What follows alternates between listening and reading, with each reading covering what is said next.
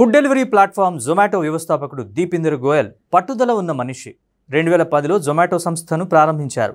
నాటి నుంచి జొమాటో చాలా కాలం పాటు అప్పుల్లోనే నడిచింది. అయినా దీపేందర్ గోయల్ పట్టు వదలలేదు. ఇందులో రాణిస్తే మంచి లాభాలు పొందొచ్చనే ముందు చూపుతో మొండిగా వ్యాపారాన్ని ముందుకు కొనసాగించారు. ఎంతో ఓపికతో కంపెనీని తీర్చిదిద్దే ప్రయత్నం చేశారు. దాంతో ఇప్పుడు తిరుగులేని సంస్థగా ఎదిగింది. లక్షల ఫుడ్ డెలివరీలతో ఎంతో మందికి ఉపాధి కల్పించడమే కాదు, కస్టమర్ల కడుపు నింపుతోంది.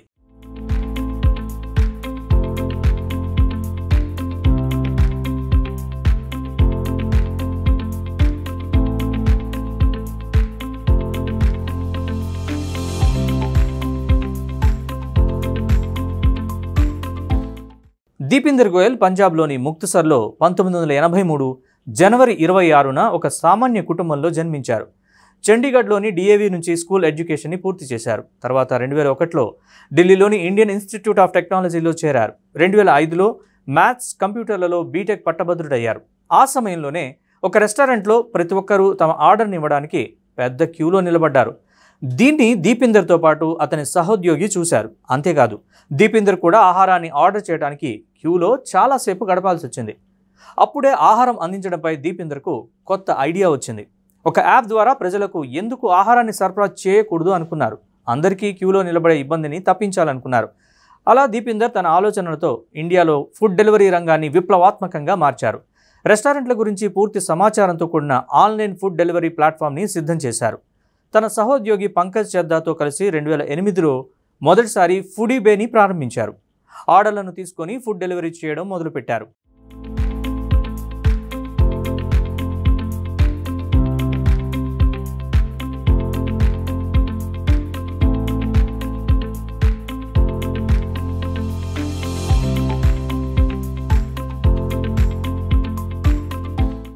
ఇక 2010లో ఫుడీబేను జొమాటోగా మార్చారు.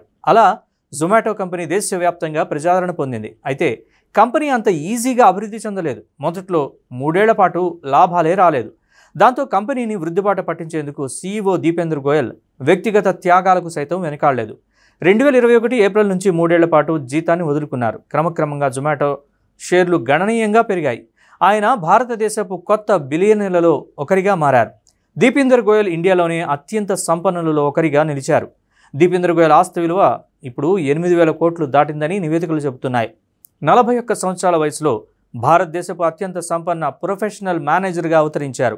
ఇక దీపేందర్ కొంతకాలం ముందు మెక్సికన్కు చెందిన గ్రీసియా మునోజ్ను వివాహం చేసుకున్నారు.